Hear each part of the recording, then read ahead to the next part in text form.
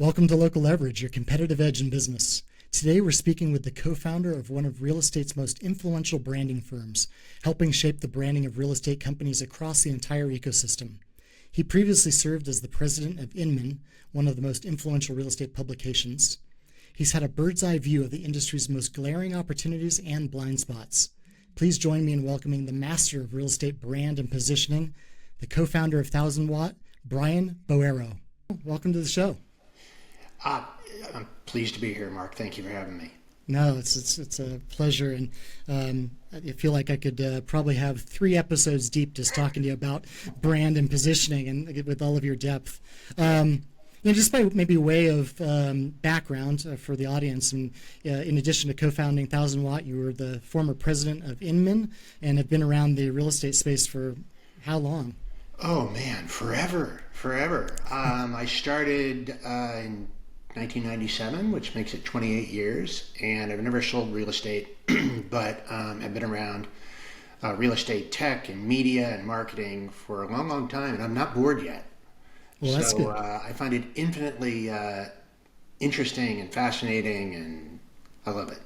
That's awesome. Well, I think the audience will get just a tremendous amount of value today because I want to talk about brand and the importance of brand in real estate ecosystem, and it seems like from my perspective that it's often a lot of the same old, and so I'm curious to dig into how to differentiate through brand. Maybe you could just tell us, maybe starting for the audience, I mean, how do you think about brand versus messaging or positioning? Like, where does brand fit into the overall strategy for a business and their position in the market space? Sure. Mark, there are so many different definitions of what a brand is, and ultimately the way that I think about it is a brand really is a unit of meaning inside the mind of your audience's brain, right? I mean, it's meaning. So you're either telegraphing meaning or you're not. And what we're trying to do through the process of establishing a brand is to define the person that you are trying to reach and to create some meaning or association in their mind that is positive towards your brand. I mean, it's pretty straightforward stuff, but yet, in many cases, certainly in real estate, and I think also local marketing as well, it's very hard to do in practice because everybody tries to do the same thing. And that creates a bit of a problem, which we can get into. Yeah, I mean, easy to say, difficult to do. I also it seems like from my vantage point, especially in the real estate agent side of things, everybody follows the same kind of templates. They have the same message and view outwardly to the market, and just seems like that's a mistake. But why do so many people do that? Well, I think there is a tendency, generally speaking, with business people that are trying to build brands, which is the instinct is not to carve out a solid market position and not to focus on a certain customer target, because whether you're a real estate agent or you're a plumbing company, you're afraid of missing out on customers. Okay, so the impulse is to think somewhat along the lines of, if I specialize or if I really position myself, I'm going to miss these deals over here or over here, when in reality the opposite is true, which is, in order to build a brand that has meaning, you need to determine, first of all, what you are, which is a simple question that many companies and many real estate practitioners can't answer, and then who you're for. Who am I here for? And then the task becomes, well, how do I deliver unique and differentiated value to that person that I am for? And that's how you build a brand. But we all tend to cast our net really widely and try to capture as many customers of any type that we can. And in so doing, we tend to sort of follow the leader.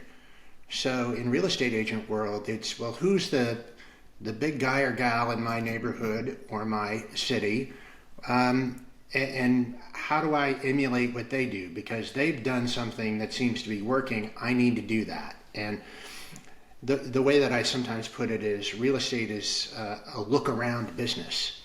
Real estate practitioners look around to see what to do in terms of their marketing, when in reality they should be looking inward and start there. Yeah, I don't think that's unique to real estate. I mean, I work with all sorts of small businesses, and they have that same challenge. They Totally. I say look to the left, look to the right, and just kind of go right down the middle. That's not necessarily ideal. No, it's not, because then what happens is everybody gloms around the same things, the same marketing messages, the same best practices. All of these things are not inherently bad, but everybody's doing the same thing. So just to use the mailbox as one touch points, when I go out to my mailbox and I see the postcard from the realtor, I see the flyer from the window installation company, or the postcard from the plumbing company, I have no way to differentiate them whatsoever. They're all saying the same thing to me and doing the same thing. Yeah, I love this conversation because I get really frustrated by this because I often see that they don't understand their special niche, and then also they're coming at you with all about them, not about you and your situation or what they know about you and your problem, right? And so, yeah, I think that's really poignant. But yeah, I was working with a loan officer 2 weeks ago, and he was asking for some help on his marketing and how to go about lead generation better. And I was saying, like, I love the fact that you're doing it very repetitively. He was very consistent, and the quality was good, but his message was milquetoast to me. And I was like, what differentiates you? What makes you special? And he's like, well, I can, I don't know that I really have anything special. I mean, I do the same loans that everybody else does. And yeah, so anyway, after a lot of conversation, he had identified a segment of the market that he did really well with, and this guy was Greek, and he was helping other Greek immigrants, to realize the American dream. And I was like, that's your thing. Like, you need to go deep on that, and like, that be your why. How do you go about coaching people through finding that first, that why, or about them? Like, what's that process look like? Yeah,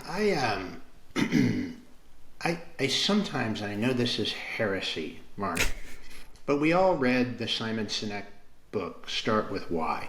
Yeah. And that's great. We should all really explore why we're in the game that we're in. And that's a good thing. But where it sometimes leads is to, as you put it, milquetoast territory or undifferentiated territory. Meaning, I might say, well, I'm a real estate agent because I like helping people achieve the American dream. That's why I'm in it. Okay, well, there are about 1 million other real estate agents who would say the same thing. Right. So what I sometimes say is, don't start with why. Not in real estate agent land, and I think this is true probably even more so for loan officers or many small businesses trying to figure out brand and marketing is, well, why don't you start with how, first of all, right? Because most people don't understand what a good real estate agent or loan officer or plumber, for that matter, does, right? Start with how, because your customer has no idea what you really do and how you do it, and then therefore cannot value you appropriately. So what are the unique things that you do as a small business person that differentiate you? So if I'm a real estate practitioner, maybe I do certain pre-disclosures that other agents don't do. Maybe I do this or that with my pricing methodology or my staging. There are things that you do that people don't know about that allow you to differentiate at the same time that you're educating. So I would caution most people in the small business world to start with how, not with why. Because you can only get to why until you have done the hard work of explaining how you do what you do. Because most people have no idea. You're just one of a gazillion realtors or loan officers. So I like that the how question forces you to think a little bit more niche down. When you're framing that how, is the recommendation to take that how and kind of go make that be your brand, or is that just the first step in a longer series of questions? Well, it both.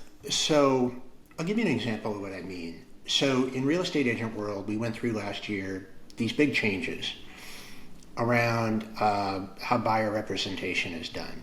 Yep. And we do tons of consumer research with real estate consumers.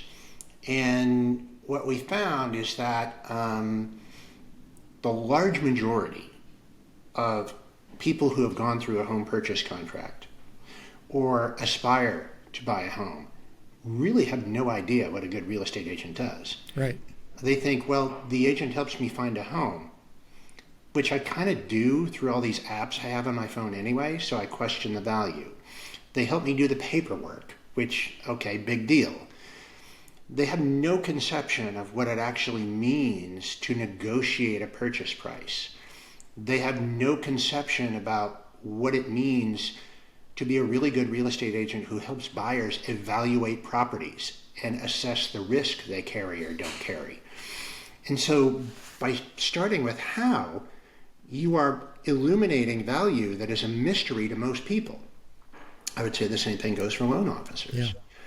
And then once you illuminate how you do what you do, then you have the raw material for differentiation. There's an exercise that we sometimes do with clients that we call first, best, only. Okay? And so it sounds elementary, but if you really take it seriously, it's a great exercise to go through with yourself or your team. So just to use the real estate agent as the example, well, what were you the first to do in your neighborhood or your marketplace? What were you the first agent to really do? What are you provably and demonstrably the best at? And that doesn't have to be a huge thing. That could be a small thing. What are you really confident that you're the best at? And then only. Well, you're the only loan officer that does X. You're the only real estate agent that does Y. And once you start writing those things out, that's how you get to your unique value proposition. And your value proposition, once you figure it out at that level, well then sure, maybe you can put that sort of high level why on top of all of it, but not until you've actually made the case for yourself. That's an interesting framework and very simple. I like that. First, best, only. When you're establishing your how, to your point, I mean, these may be things that a buyer hasn't even considered. They might not even know that that's a thing or a necessary thing. How do you ground it, or how do you work to ground your how with either a known pain or to create a sense of connection with the buyer's need? Or that, yeah. Sure. Well, and this is the other element of really creating a strongly positioned brand, is you have to really understand the sort of psychogeography of your target customer's mind. And, well, we kind of think we understand this. We know what a seller is. We know what a buyer is. Millennials like this, baby boomers like that, but we don't really in almost all cases. And you really need to understand what's going on inside of your customer's brain and heart in order to align your how with what they're feeling. Okay, so it's another reason we do lots of research. We do that sort of at a macro national level and then help clients try to map that at a local level to their brand. And so, you know, one of the things, we just did a survey nationwide of young people, millennials, who desire to buy a home but have not yet done so. Okay, and we asked them, well, what is the biggest reason, the number one reason why you want to buy a house? And a really interesting insight around that came out, which was way more than financial security, wealth, a place to raise my family, was I need a place where I have the freedom to do whatever I want. Okay? Meaning, if I'm renting, I can't put up the wallpaper I want, I can't have friends over late and be loud, it's not my place. So that was number one for these young people. It's sort of an identity thing. And so if you take that insight and you think about the psychology around it, the way most real estate companies and real estate agents market is we talk about, getting in the ground floor of home ownership, building, long-term wealth, well, there's tax benefits, all of that type of stuff. But rarely do we see marketing that's really keyed on that core emotional insight, which is, it's my house, right? Yeah. It's my house. I'll paint the walls purple if I want to. And if you take that insight and then you map it to what you do, that's how brands are made. Yeah, that's really interesting to me because I think in my experience working with small businesses, one of the trappings is often the business owner, real estate agent, whomever, sees their market or interprets their market to look like themselves. And that's not always the case, right? So how do you recommend a small business go about getting that intelligence? Relying on market research like you just referenced, or how do they find it? How do they do it themselves if they need to do it themselves versus paying an agency to provide it? Yeah, honestly, it is really, first and foremost, a matter of paying attention, right? So small business people in really transactional businesses like originating loans or selling homes or installing windows or cleaning pools or whatever it's going to be, right? You do the job and then you're gone, or you do the job and you're with them for a long time and you never talk to your people. You got to talk to your people, pay attention to what they're saying, and listen. And one of the things that you don't often see a lot, that you constantly see in the online world, is just exit interviews or surveys. We can't go on a website these days without being pummeled for, tell us what you think. How was that experience, right? And it's like, leave me alone, right? But,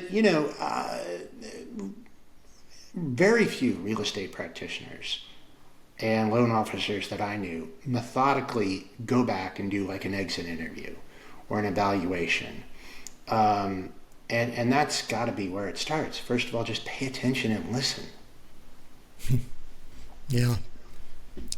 That's again one of those things that feels maybe easier said than done for a small business person. They go back and they have that conversation, but are there certain things that you would suggest they try to tap into? Are you trying to get them to tap into the person's emotion during the process, or is it just the process itself, or how do you go about it? Yeah, the best question to ask is a follow-up question, which is, well, why do you think that? or why did you do that? Or why did that bother you? Right? Because you're trying to understand motivation. And if somebody says, well, I found the process of reading disclosures on homes that I wanted to buy really stressful. Well, why did that stress you out? Well, it stressed me out because what I'm really worried about is I'm worried about buying a house with unforeseen problems because I can't afford unforeseen problems. Oh, tell me more about that, right? And you tease out that insight, and then that's how you get what you need in order to speak to your customer from a more informed, nuanced perspective. Yeah. So it's kind of a series of cascading whys, or just curiosity. Yeah, you're literally you're like a business anthropologist a little bit. That's cool.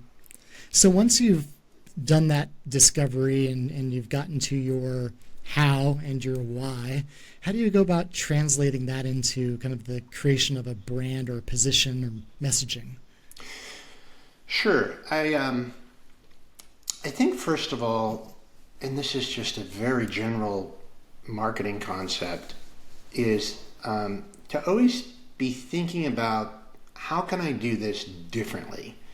And the term that we use in marketing is pattern interruption, right? So we all suffer from banner blindness.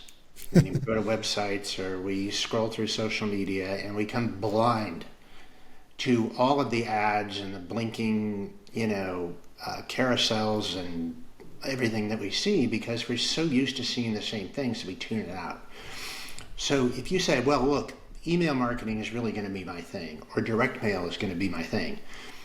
Start with the question, how can I do this differently? What is the pattern interrupt that I can practice here? Because if you don't do that, sure, you can be successful kind of sending the same old farming postcards in real estate, for example, with a home valuation offer. That's okay, but it's going to take you longer and cost you more than starting from a position of saying, okay, how can I put something in front of somebody that smacks them out of their numbness that bad marketing has thrown them into? I would start there, really, as any point of departure, because, honestly, all of these categories are pretty much undifferentiated. So much so that it has even impacted reputation. So if I were to look for a company to erect a fence around my backyard, I would go online and I would look for reviews on Google, on Yelp, there's all the sites, okay? And pretty much all of them are going to have the same mix of mostly positive reviews with a few outliers that had a bad experience. And more or less, our reputation as small business people itself becomes commodified. Real estate agents, all of them are 5-star agents on Zillow or Google. And that's the degree to which everything has been smashed together. Yeah. So always look for a way to stand out, because it's so hard to do it. It's so hard to do it unless you start from that question. How can I do this differently? I love that. And I see that all the time. I mean, it not only the 5-star reviews and the same high level of kind of proof, but the same vagueness in messaging. We're the best this, we're the better that. It's like, and that vague differentiation feels like another trapping. How do you guide clients through that and turn that into something actionable, or turn that into a pattern interrupt? Yeah, well, that's really where the creative process comes in. So if you do the work of sort of defining your brand, positioning it properly, which again is, determining what you are, who are you for, and then how you deliver unique value to that person you're for, right? That's positioning. Once you figure that out, then you need to express that. And what you referenced just a moment ago in terms of we're the best, we're number one, all of that stuff, the most highly rated, blah, blah, blah, that's called the unsubstantiated claim. So what people want is they want to believe. People want to believe somebody out there. They're looking for that.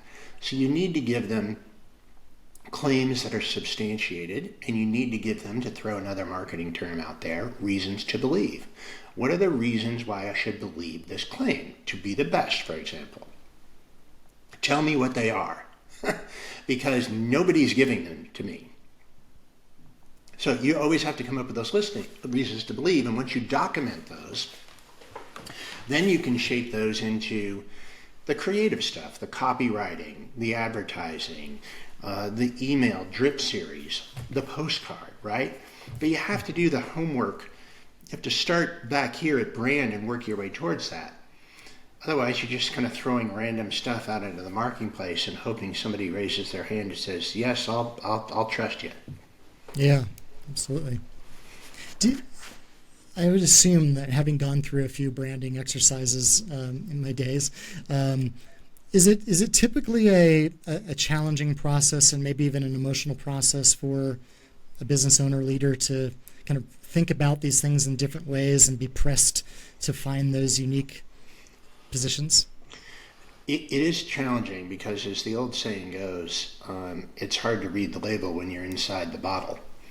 And you can be a brilliant small business person and be completely daft when it comes to any of this stuff, because you're living in this every day. So it's good to sort of jar yourself into a different perspective. And you do that by doing some of the exercises that I mentioned, right? And asking yourself different questions. Because, yeah, it is challenging, even for very savvy business people who are very good at what they do. And, then there's also the tendency, as I said, to be afraid of defining clearly who your primary customer is. And you hear different words for that: brand target, your ICP, but like, who are you really here for? That scares people. Yeah, I agree, and I think I understand why, but I have a hard time with this because take like the area that I'm in, Lake Tahoe. A new agent says, "Oh, I want to be the specialist in Lake Tahoe." Well, that's a silly objective, right? There's lakefront properties, there's ranch properties, there's everything in between. Like, trying to be everything to that whole area is ridiculous. Instead, be the waterfront person, or the luxury ranchette or something like that. Absolutely. How do you ultimately get somebody to see the light on that? Because I think that's a really powerful unlock. If you can really establish yourself as being something special for that particular niche, and it doesn't mean you can only have one niche, but be really powerful for that thing, that's far more actionable, and I think also going to resonate with the potential audience much better. How do you help somebody navigate that and come to terms? Yeah, I mean, it's really a conversation, Mark. And, getting people to realize that focus is not sabotage. And, well, I'll tell you, there's a woman named April Dunford. Yep. Who really is the leading authority on positioning. And she used a really great analogy.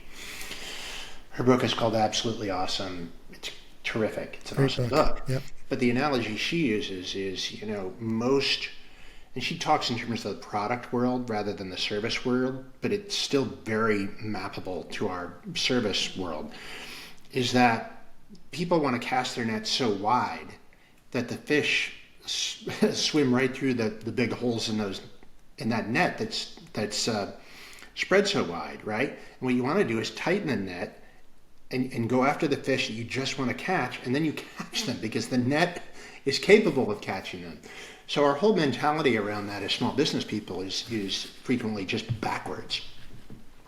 I'll give you another example from some of the recent research we just did, where we talked to these young aspiring home buyers, and we said, well, what would make you want to work with a realtor?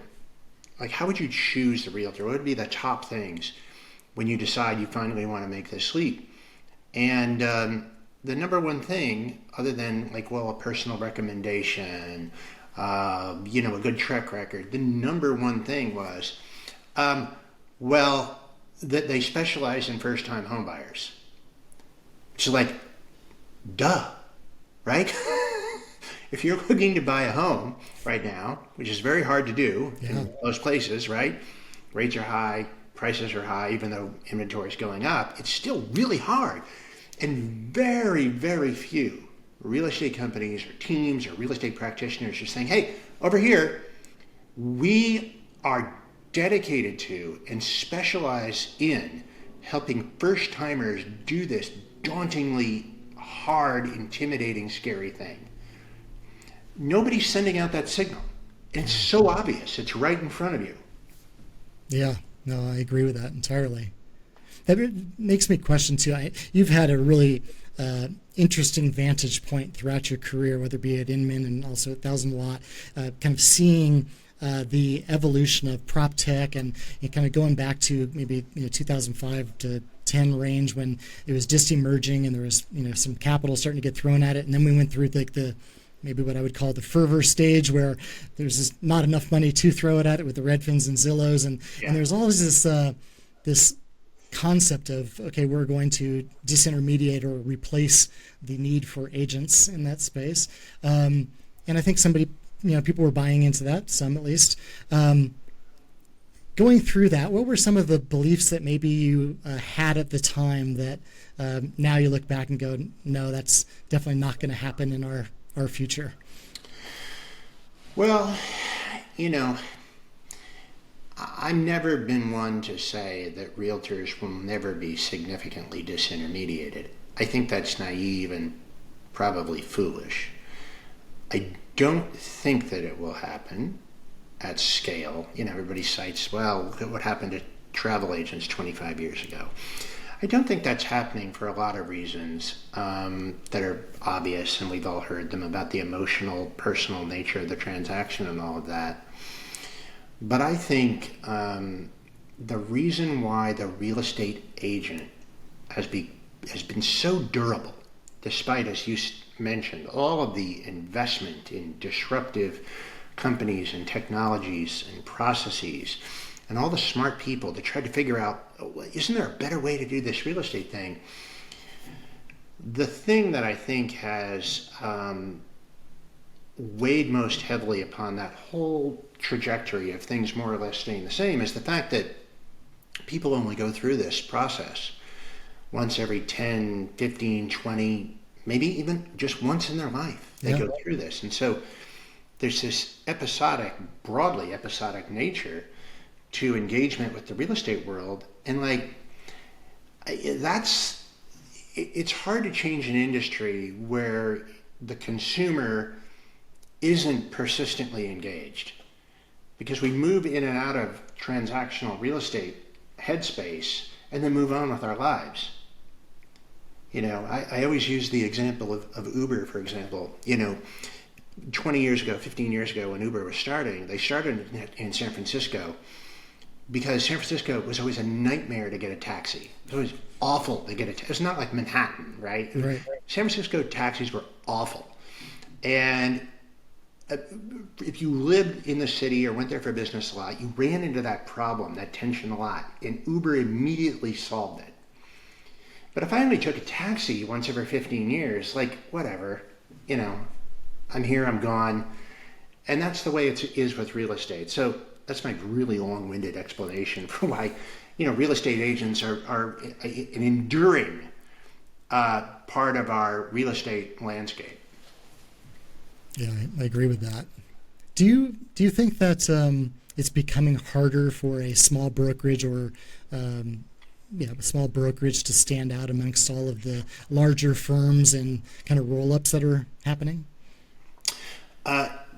Yes and no. I think we're going through a phase of consolidation, a wave of consolidation in residential real estate right now, with strong brokerage companies buying weak ones, agents gravitating towards some larger companies and leaving others. And that's happened before. It happened, in the late 90s, early 2000s in a big way. It's happening again. And it does make it harder for small companies and small practitioners to compete. But, there's always the counter trend within the trend. And I continue to see really great small indie firms, boutiques, small teams do well. I read a statistic just a couple months ago that between 2016 and today, the number of independent booksellers has doubled in the United States of America. Now, go back 20 years, what was supposed to happen to those companies? Yeah, gone from Amazon. Gone. Amazon was not just going to kill the independent bookseller. For a while there, when we were all buying Kindles, they were going to destroy the book itself. Right.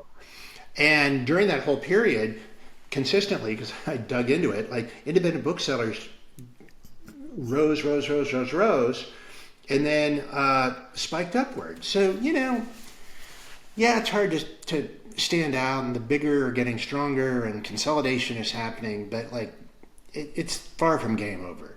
So if you were running an indie brokerage right now, how would you approach your strategy to stand out massively from this larger group? I would spend a hard time looking inward, figuring out what are we best prepared to do and say in this marketplace, and who are we best prepared to serve better than anyone else in this marketplace. And to do that sort of inward assessment, and to really focus intently on connecting the answers to those questions you ask yourself with the questions that your target customer has. and their pain points and their hopes and their rational and emotional calculus. It's just doing the work that any brand-oriented business does, that we have kind of glossed over in our transactional real estate and mortgage world. That's good stuff. I'm curious about your take on kind of the technological advances most recently, like AI, and how you see AI fitting into the real estate ecosystem, maybe first, and then I'd love to get some perspective on tools. I think AI, what I'm most excited about is really not the marketing dimension to AI in real estate, because I mean, it's cool because ultimately, for example, if you take the process of getting a listing that you're going to sell, all that marketing stuff, whether it's direct mail, it's social, it's all going to be kind of easier and faster and push button, which is the territory in which you all have been playing for some time, right? It needs to be simple and it needs to be in one place. And I think AI will accelerate that. But I think the most interesting thing is really both in the mortgage category and in real estate brokerage is just the operational stuff, right? Like streamlining the process. Loan processing, review of disclosures on the real estate side. Like all of this stuff can be greatly accelerated. And that's kind of that's the most exciting stuff that I have seen. Yeah. Are there some areas of AI that you say, boy, this is overhyped, and I hope I don't see it in real estate in this way? Well, I think that there is a tendency, I think, here, it is a tendency already, and I worry that it will accelerate, is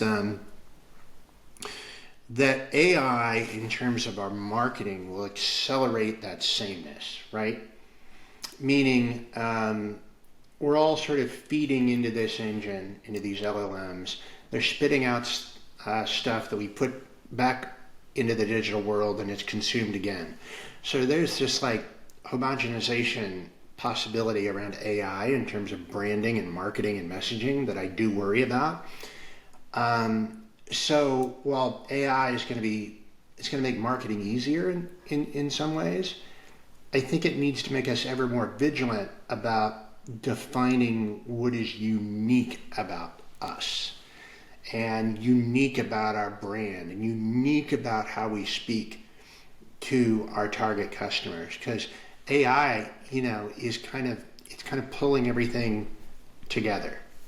Yeah, I agree with that. It's also it's flooding the space with more content, but it's, to your point, it can be very generic content or undifferentiated. And so I'll give a little plug here for your 1,000-watt The Dose newsletter, which has exceptional writing and exceptional insight and contrarian views. I feel like that's almost the ante to the game going forward to really establish a strong brand to stand out. How do you recommend people do that? Well, I mean, another sort of construct that we sometimes use is, what is the problem that you, as a company or brand, see in the world? Okay, you have a point of view on something. And, okay, you identify the problem that you see with the way things are, and you establish a point of view. Well, then define how do you create a better world, based on what you see and what you believe. And that's really where you get into the stuff ultimately of your why, Mark, is by developing and cultivating that vision of a better world that is brought about by you being here doing what you're doing. And, for example, you mentioned our newsletter, The Dose, right? I mean, our point of view is that the practice of real estate is so terribly important as to be almost sacred, but it is not taken seriously enough by the industry. And that is not reflected it is not reflected well in how we do marketing and how we present brands. We don't present them with the seriousness and care that they deserve. And so we create a cartoonish industry that is not taken seriously by American consumers. And we permit a lot of dumb stuff in this industry. And we're here to, in our small way, create a real estate industry where the best people win more often and we have less stupid stuff.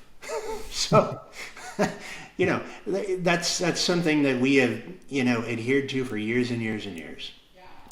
I wonder, I mean, maybe this is my take on this, is how much of that is a result of, in real estate in particular, being so myopically focused on lead generation versus the establishment of a brand for all of the other benefits of brand. Yep. How do you get people to move from just being focused on the next lead to creating legacy through brand? Gosh, you just opened up like another 10 podcast episodes, Mark. But yes, look, I 1,000% agree with you, and we're on this transactional hamster wheel where we just can't get off it because we're always chasing the next lead or the next deal. And it's done the real estate industry and real estate practitioners in the aggregate a great disservice. I always say that an online lead is just another client that some other agent neglected. That's all an online lead is, and it's true. You could say, well, what about the first timers? Well, you should have got the referral. Yeah. Right? I mean, that's all an online lead is. It's some other agent's client that they abandoned. And if we can ever lift ourselves by thinking in terms of brand and thinking about long-term value and thinking strategically, that's how success is built. That's how resilience is built. That's how long-term wealth is built. If we could just take a minute to step off the online lead gen hamster wheel. Yeah, I 100% agree. And I think when you talk about online leads, you're talking about the lead sellers, right? I mean, I think that is such a dangerous trapping for a small business or for an agent to get too reliant on that. If you want to augment here or there with a purchase lead, then rock and roll, you do you. I don't think none of these things are inherently evil. No, but if you're solely reliant on that, you're in trouble because you're not establishing presence or brand at all. Yes, and really the most negative thing about them is that it frequently it prevents people from even having these longer, more strategic ruminations about their brand and their business. I totally agree. Yep. See it across a bunch of different industries that we work with, and I have the same take on it across the board. Yes. Brian, as we wrap up, what would you suggest agents in particular, because that's the area you focus on most, what do you think that they should be focused on first and foremost relative to their brand and marketing in 2025? We talk a lot about sort of finding the signal in the noise, and the real estate business is extraordinarily noisy right now for all kinds of reasons, okay? And the signal is not somewhere out there. It's not in some magic script or some piece of technology. The signal really lies inside and sort of really thinking about what you're uniquely prepared to do. Because it's just, especially with AI now, everybody's saying you got to do this with AI and that with AI, and this is changing, and this is ending and this is beginning, and I'm the guru who's going to tell you to do these things that you have to do. And the net of that is just static, right? And so the signal really lies in thinking more deeply and strategically about your business and brand. And that's at the end of the day what we're trying to get people to do. Excellent recommendation. Awesome. Thank you so much for this conversation. This is really insightful, and I think the audience is going to get a lot of value from it. Mark, it was a pleasure. I went by quickly. It was good. Yeah, likewise. Hey, if you found value in this, make sure you subscribe or pass this along to a friend or colleague that can get value from it as well. Thanks again, Brian. Thanks, Mark.